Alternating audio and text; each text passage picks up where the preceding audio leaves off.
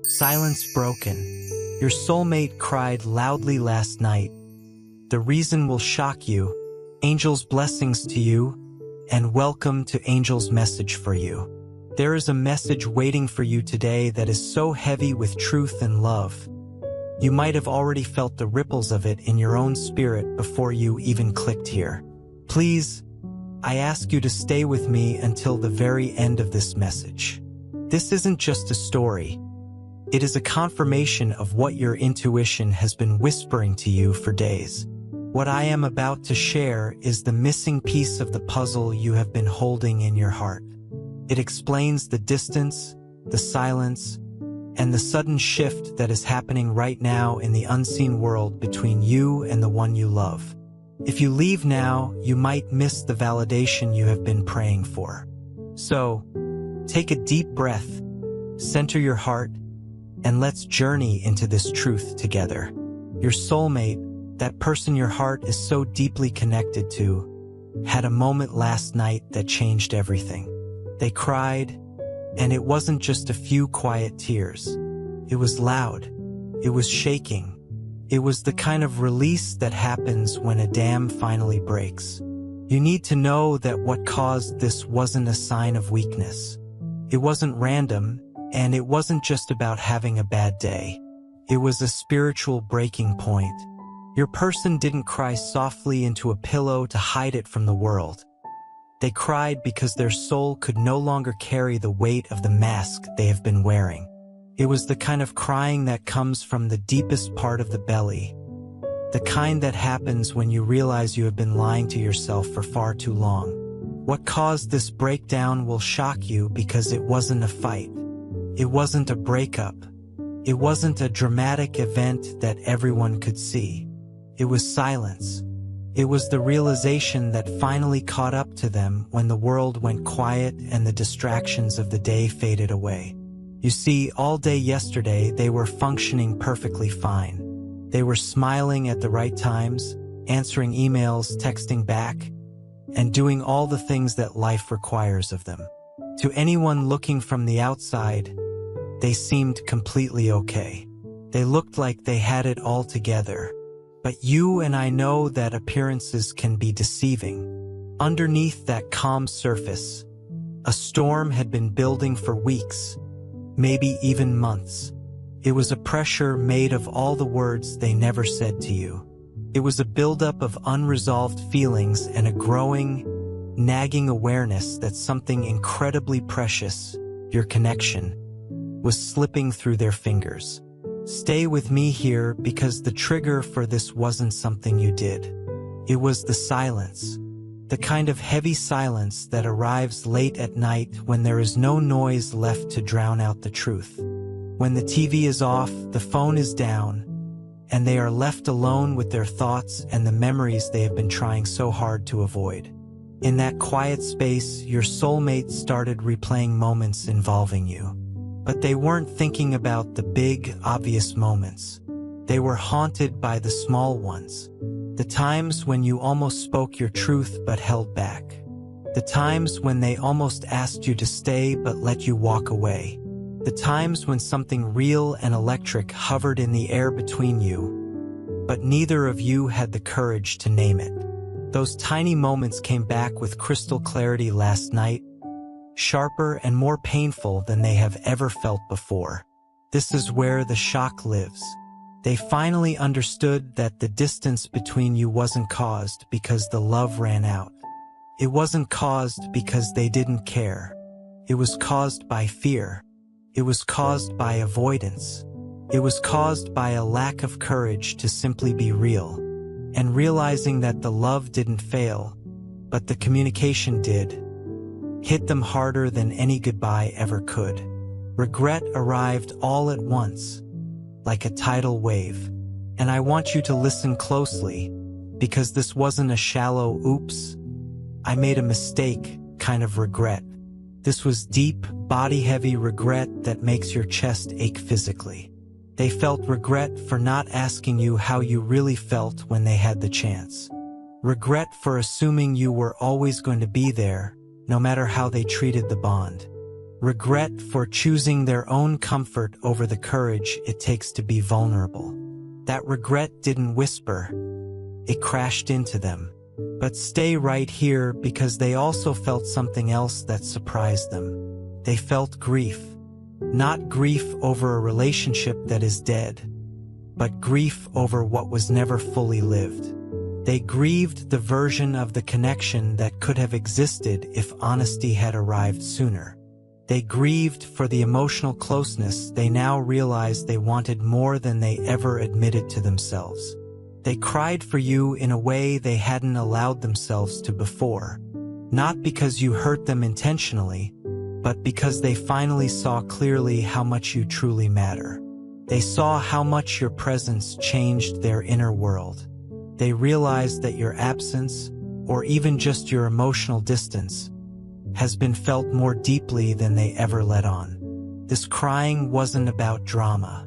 It was about the truth catching up to a running soul. When someone spends a long time avoiding their own feelings, running from their own heart, those feelings don't just disappear. They wait. They are patient. And last night, they demanded to be felt all at once. Your soulmate realized something that shook them to their core. They realized that you may have been waiting for them to show up emotionally, while they were waiting for things to feel safer. Both of you were waiting. Both of you were quiet. And that mutual silence created a gap neither of you intended. This realization came wrapped in fear. Fear that it might be too late. Fear that you have already stepped back to protect your own heart. Fear that even if they speak now, the magic moment may have passed. That fear, mixed with the regret, is what broke them open. Please understand, they didn't cry because they are weak. They cried because they finally stopped running.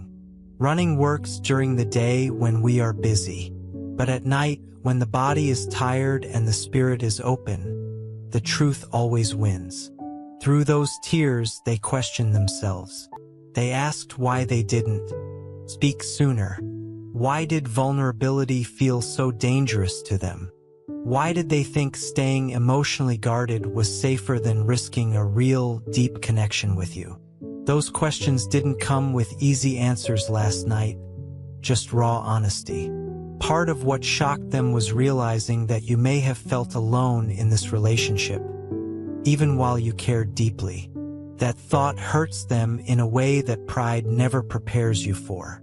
Knowing someone you love might have felt unseen because of your inaction is a very heavy thing to carry. This is where the crying became uncontrollable for them. Not because of you directly, but because of who they were being in the connection. They saw themselves clearly for the first time in a long time. They saw the cost of their emotional distance. They saw how silence can wound just as deeply as harsh words. After the crying slowed down and the room went quiet again, something else settled in. It wasn't happiness, but it was determination. Not a loud, shouting resolve, but a quiet understanding that something has to change. They know now that avoiding the truth is no longer an option. They know that even if speaking up now is terrifying, staying silent hurts much more. Now, stay with me, because this doesn't mean they will magically say all the perfect things to you today. Spiritual growth doesn't work in a straight line like that. But it does mean they crossed an internal line last night. Once you fully feel something, you can't go back to pretending you don't know it. You can't unring a bell. You may have felt something too, didn't you? Maybe a heaviness in your own chest, a sudden wave of emotion you couldn't explain, or trouble sleeping. Maybe you were thinking about them out of nowhere. That wasn't a coincidence. Emotional connections and soul ties don't end at logic. They move through intuition. They move through energy. When one soul cries out, the other often feels the vibration. Your soulmate's tears weren't about guilt alone. They were about love finally being acknowledged without defense. Love without excuses. Love without silence. and that realization shook them. What caused those tears wasn't one single mistake. It was the understanding that love requires a voice. It requires presence. It requires courage. And they realized they hadn't fully shown up yet. That understanding hurts, but it also opens the door to huge change. Tears are not the end of the story. They are the release that makes honesty possible. What happens next depends on whether courage follows this emotion. But whether they reach out instantly or take time to process, last night changed them. They can't unknow what they felt. They can't unknow how much you matter. And they can't unknow the cost of staying quiet anymore. Last night was the breaking point.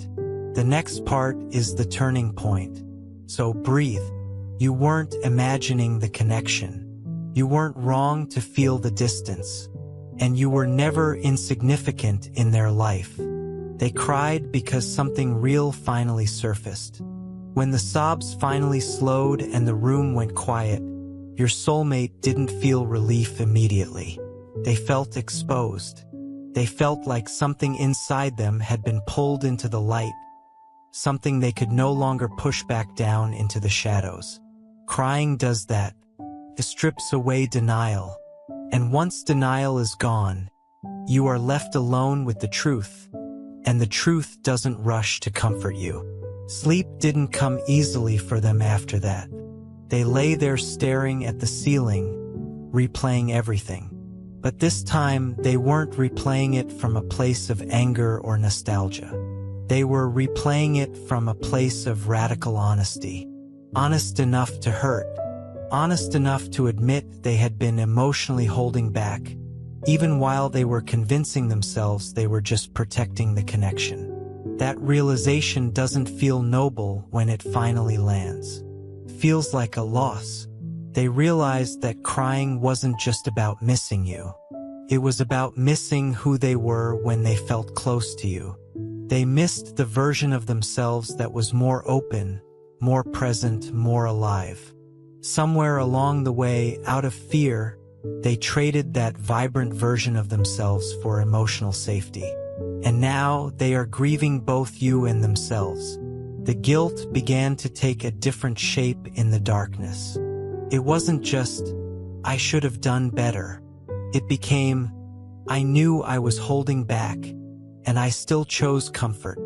That kind of guilt doesn't scream. It sinks. It settles deep in the chest and makes every distraction feel hollow. Music didn't help. Scrolling through their phone didn't help. Even sleep felt like another form of avoidance. They started asking the universe questions they had avoided for a long time. Why does vulnerability feel like danger to me? Why do I wait until things are slipping away to admit how much they matter? Why did I think silence was safer than honesty? These questions don't come with easy answers. They come with discomfort. But you must know that spiritual growth always begins with discomfort.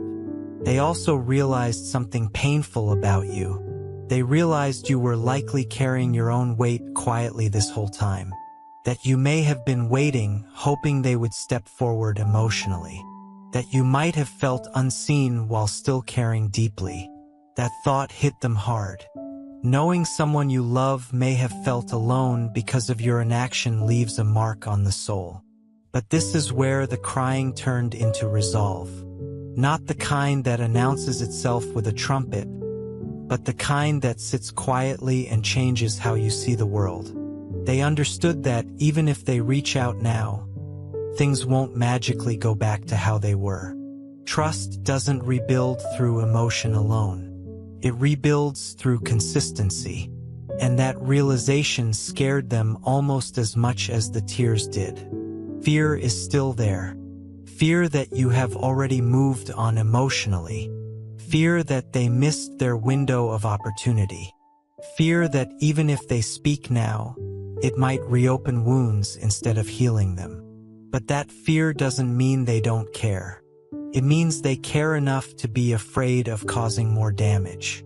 You might think they would feel motivated immediately to fix everything, but what they felt first was humility.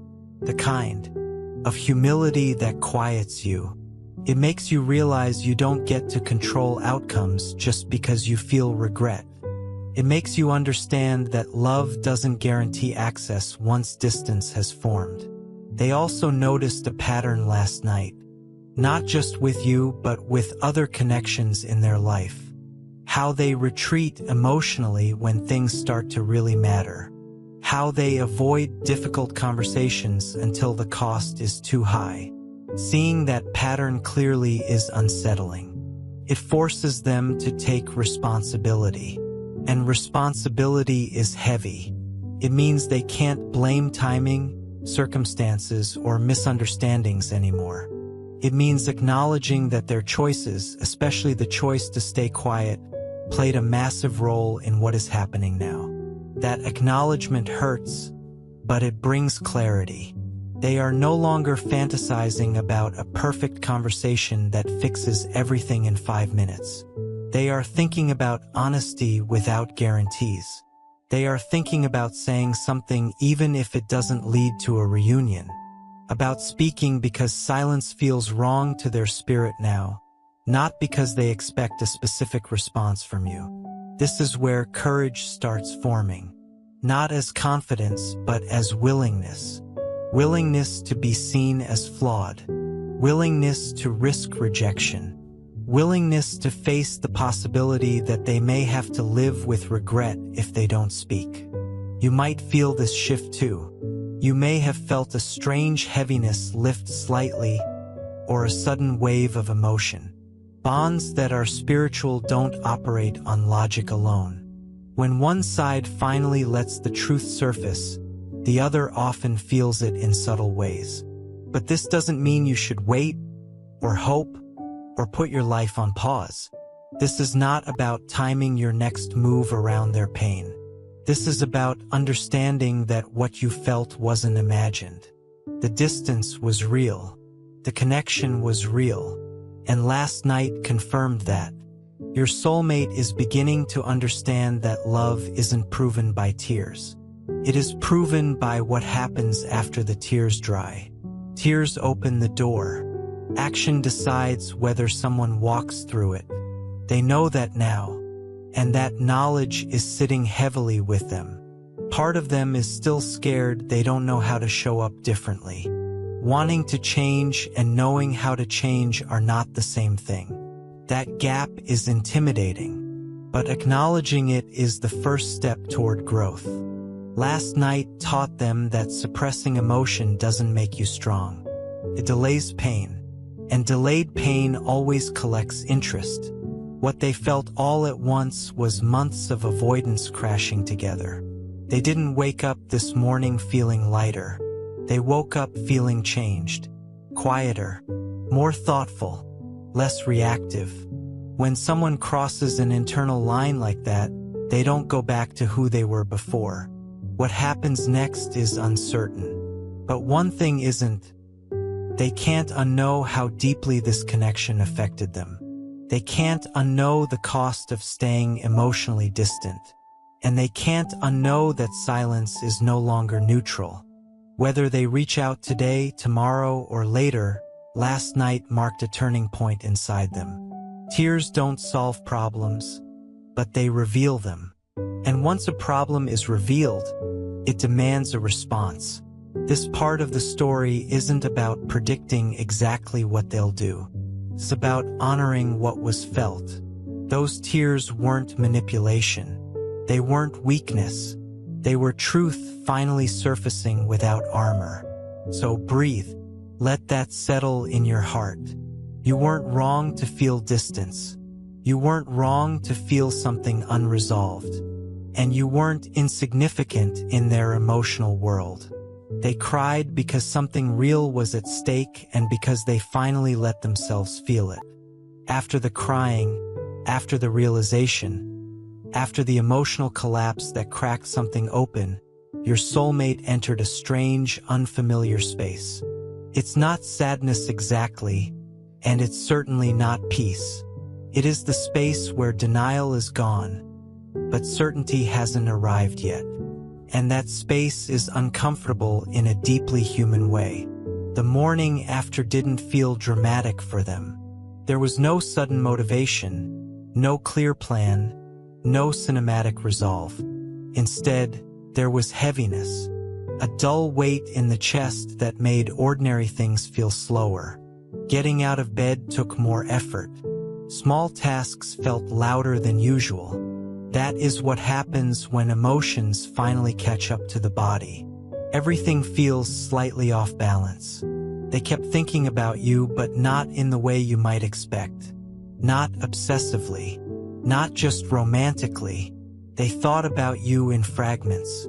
Your tone of voice, your pauses, the way you would respond when something mattered to you but you didn't want to push them. They noticed things they overlooked before. Things that only make sense in hindsight once the emotional blindfold is gone. They realized how often you met them where they were, instead of asking them to meet you where you needed to be met. How often you softened yourself to keep things smooth between you. At the time, it felt like ease to them. Now it feels like loss, because ease built on silence eventually turns into emptiness. Guilt has shifted again. It is no longer sharp or overwhelming. It is steady. It is the kind of guilt that follows them through the day, quietly reminding them that something important was neglected. Not out of cruelty, but out of fear. Fear is finally being named for what it was. Fear of intimacy. Fear of being responsible for someone else's feelings. Fear of saying the wrong thing and breaking something fragile. Ironically, that fear did more damage than honesty ever would have. And realizing that hurts in a very specific way. They are also noticing how much energy they spent avoiding discomfort, avoiding deep conversations, avoiding emotional risk, avoiding moments where they might have had to show up imperfectly. That avoidance felt like self-protection at the time. Now it feels like self-sabotage. This realization doesn't come with self-hatred. It comes with sadness. Sadness for the moments that slipped by unclaimed. Sadness for the closeness that could have grown if courage had arrived sooner. Comparison is happening inside them too. They are comparing who they were with you to who they have been since pulling back. And the comparison isn't flattering. Life feels flatter now. Less color. Less emotional depth. Not because you completed them, but because you invited them into a version of themselves they stopped accessing. This is where loneliness shows up. Not the obvious kind, but the existential kind. The kind where you are surrounded by people or noise and still feel disconnected.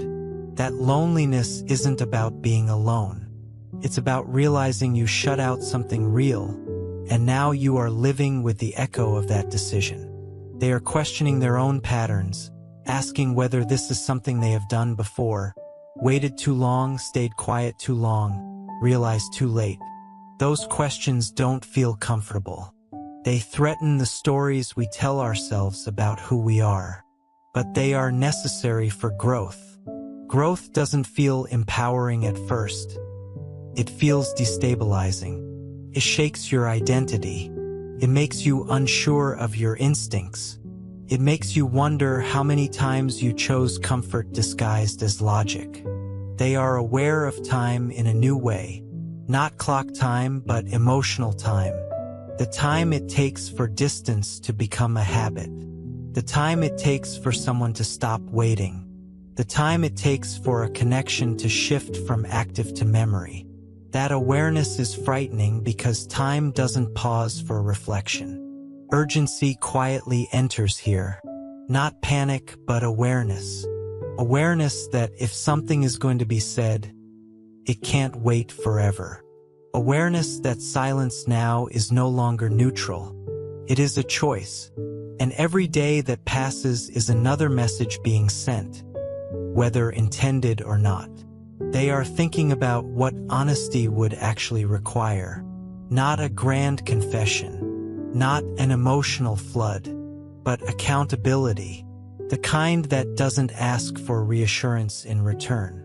The kind that says, I see what I did. I understand how it affected you. That level of honesty feels vulnerable in a way they aren't used to. When you have built an identity around being composed, admitting emotional failure feels like a collapse. But sometimes, a collapse is necessary to rebuild something real. They are also afraid that even if they speak now, it won't change anything. That you have already adjusted, already begun detaching, already stopped waiting. That fear is heavy because it forces them to confront the consequences of delay. Regret becomes fully formed here. Not dramatic, not explosive, just solid. The kind you carry with you. The kind that makes you wish you could rewind, not to change events, but to change yourself. There is also respect emerging. Respect for you. Respect for how you handled things quietly. Respect for the patience you showed. And with that respect comes a painful realization. Patience shouldn't have been required. You shouldn't have had to wait in silence. This respect complicates things. It makes reaching out feel riskier. It raises the stakes. It removes the option of casual communication. They know that if they speak now, it has to be real. Anything less would be another form of harm. Inner conflict intensifies. The desire to reach out battles the fear of reopening wounds. The longing to be honest battles the fear of being too late. And sitting inside that conflict is exhausting. But exhaustion has a way of forcing truth. When you are too tired to pretend, too tired to strategize, too tired to perform, you are left with what is real. And what is real for them is this. They care more than they allowed themselves to admit. And they regret the silence deeply. This doesn't mean they are suddenly ready or capable of perfect action. It means they are awake now. Awake to the cost of avoidance. Awake to the depth of the connection. Awake to their own limitations. Awakening doesn't guarantee an outcome, but it guarantees awareness. And awareness changes everything, even when it doesn't fix everything instantly. You might be feeling something similar on your side. A strange calm mixed with sadness. A sense that something important has shifted, even if nothing has been said yet. That isn't imagination. That is emotional alignment responding to truth. The bond you shared didn't disappear. It transformed. It moved from possibility into consequence. And consequences are where growth happens, even when they hurt. This stage is not about reunion or closure yet. It is about reckoning. Reckoning with self. Reckoning with choices. Reckoning with what silence costs when love is involved. Whatever happens next, this part matters. This is the point where patterns can change or repeat, where courage can follow awareness, or avoidance can take over again. You are not responsible for what they choose next. You never were. Their tears, their realizations, their growth, all of that belongs to them. Your responsibility is to yourself. You are learning that love doesn't mean waiting forever. It doesn't mean staying quiet indefinitely. It doesn't mean carrying emotional weight alone. Love without mutual presence becomes pain. If they do reach out, it will come from this place. Not from impulse, but from reflection. And if they don't, that too will come from this place. Either way, the truth has already done its work. You are no longer in the dark.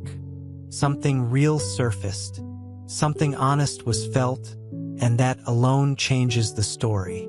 So breathe. Let this settle gently.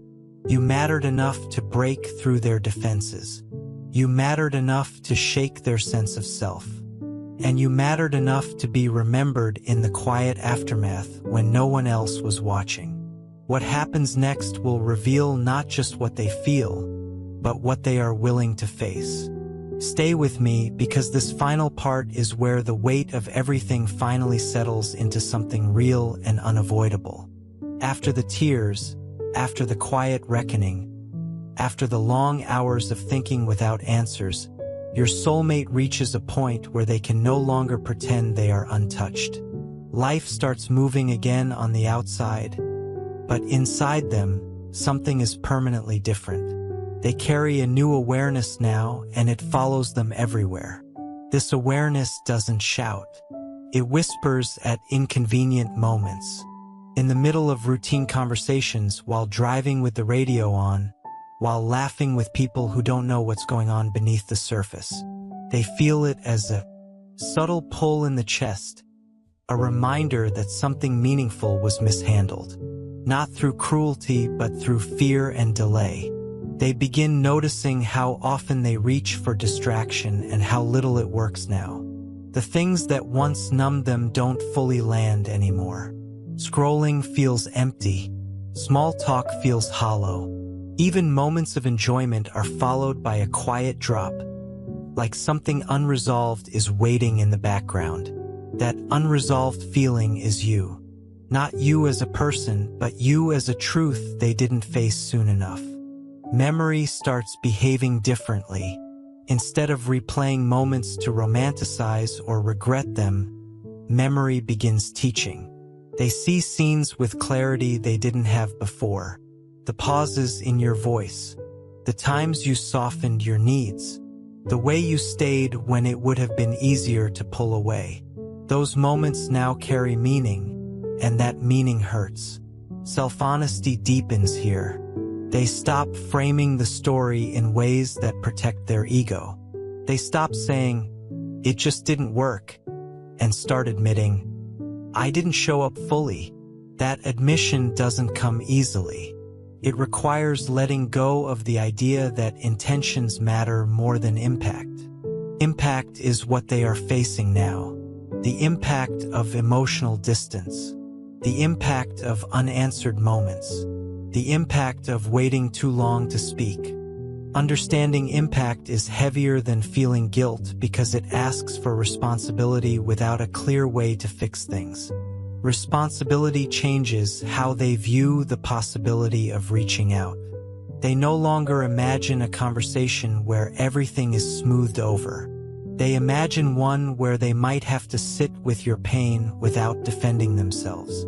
That possibility is intimidating, especially for someone who is used to emotional control.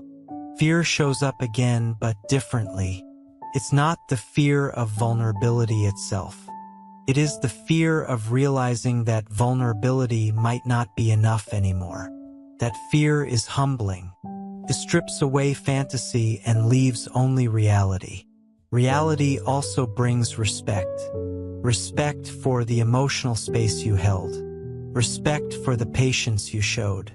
Respect for the fact that you didn't demand, manipulate, or force closeness. That respect complicates things because it makes the silence feel heavier in hindsight. They are noticing a pattern in themselves, waiting until emotions become unbearable before addressing them, waiting until something cracks before paying attention. That pattern isn't about laziness or carelessness. It is about avoidance learned long ago. And seeing that pattern clearly is uncomfortable. But discomfort is doing its work. It is forcing them to ask whether they want to keep living this way, always reacting late, always processing after loss, always realizing after the fact. That question doesn't have an immediate answer, but it lingers. Time becomes sharp. They realize how quickly emotional distance becomes permanent if left unaddressed. How people adapt. How hearts adjust. How silence slowly trains someone not to wait anymore. That realization creates urgency but also restraint. Urgency alone doesn't lead to wisdom. They don't want to reach out impulsively, driven by fear or loneliness. They want to understand what they would actually be offering if they spoke now. not promises they can't keep, not emotion without follow-through, something real. This internal debate is exhausting. Part of them wants to say everything all at once. Another part knows that dumping emotion without structure can cause more harm than healing. Sitting between those impulses is uncomfortable but necessary. You might be feeling something similar on your side. A sense of distance mixed with awareness. Calm that feels strange.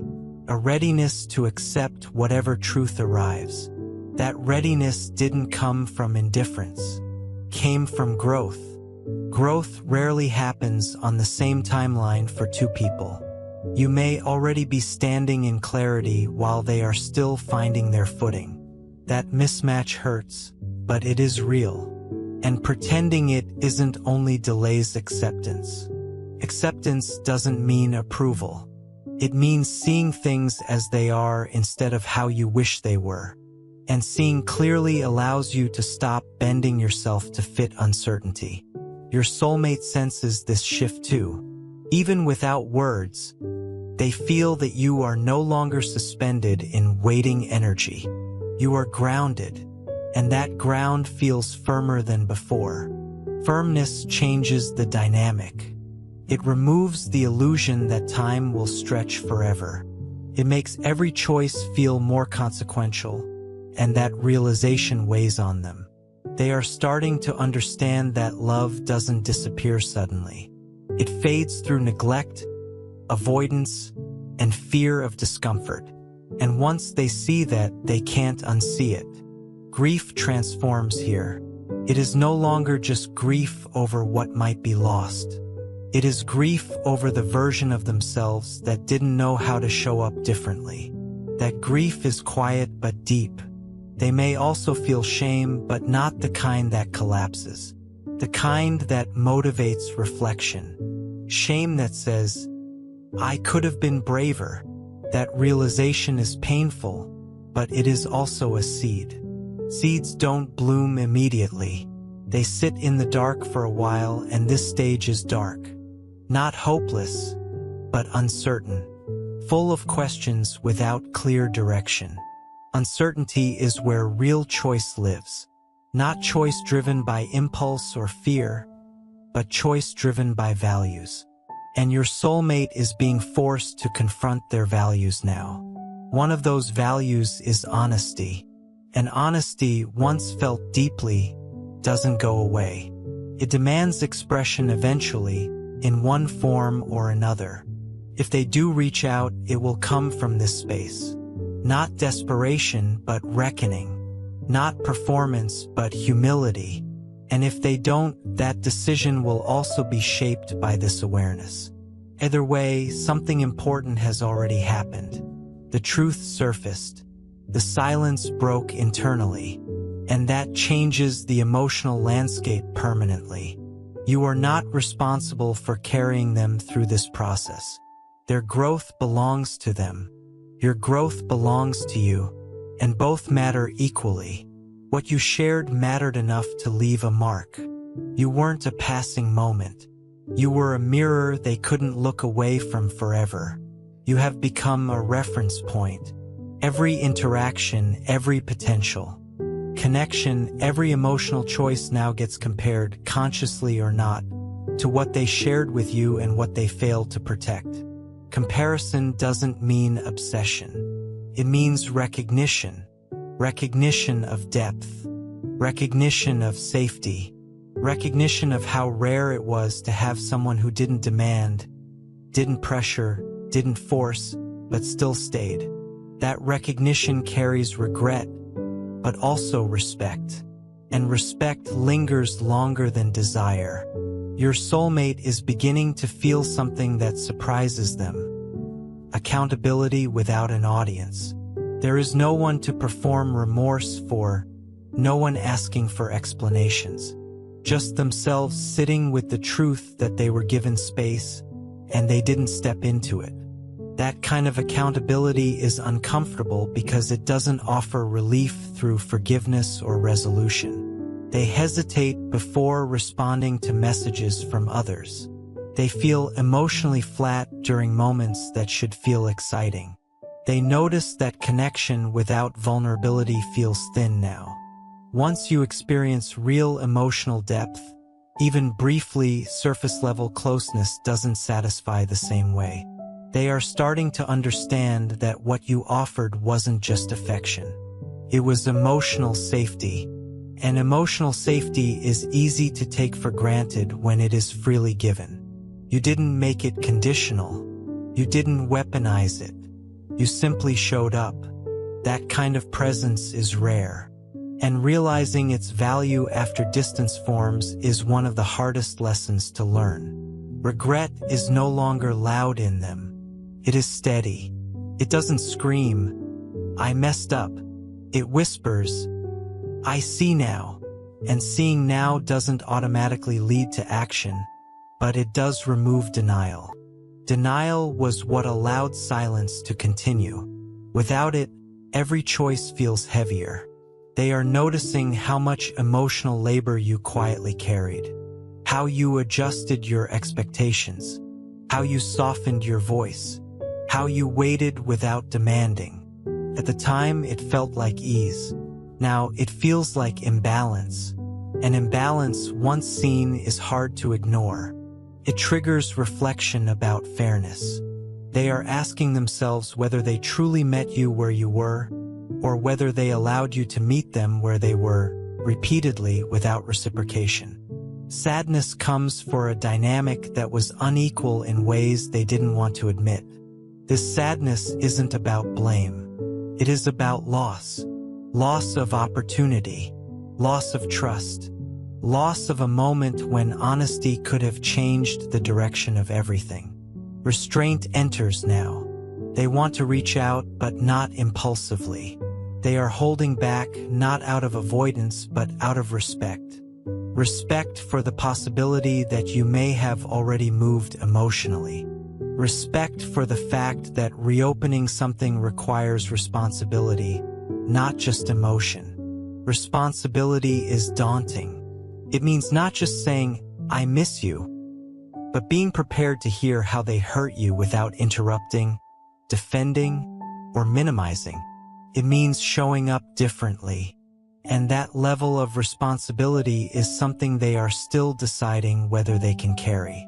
You may feel the weight of this pause too. The space between what could be said and what hasn't been said yet. That space can feel heavy, but it is also revealing. It shows you how much emotional clarity you have gained. You are no longer chasing closure. You are open to truth, whatever form it takes. Your energy has changed. You aren't reaching. You aren't waiting. You are observing. That shift is powerful. It tells the universe and them that you are no longer willing to hold uncertainty alone. Your soulmate senses that shift. They feel that you are no longer suspended in hope. And that realization forces them to confront something uncomfortable. Silence now has a cost. Every day they don't speak is a choice, not an accident. Choices feel heavier when you are aware of them. They can no longer tell themselves, "I didn't know." They know now. Fear returns, but it's not fear of vulnerability. It is fear of irrelevance. Fear that you no longer need them to validate what you already understand. Fear that the connection may exist now only as a lesson, not a future.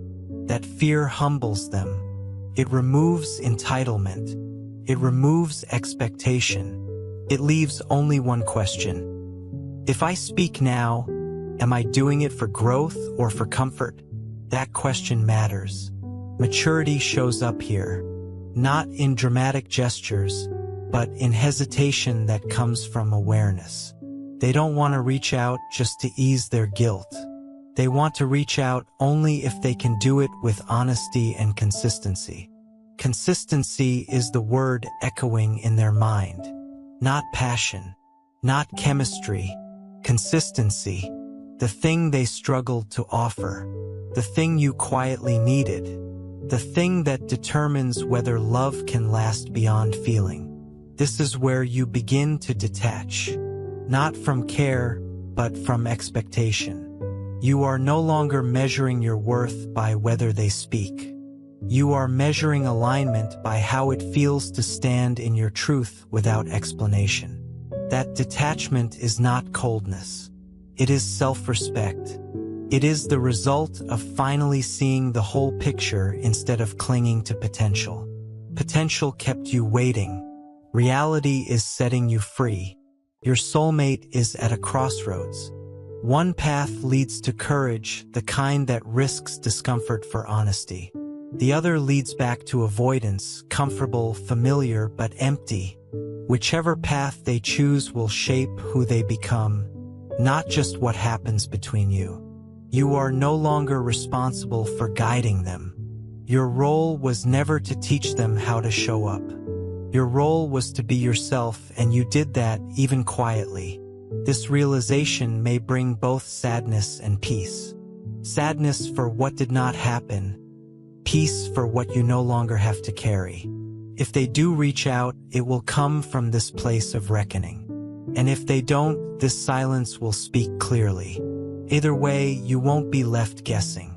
The most important shift has already happened. You found your voice internally, even before speaking externally. That means no matter how this story continues, you won't disappear inside it again. Breathe. You were never invisible.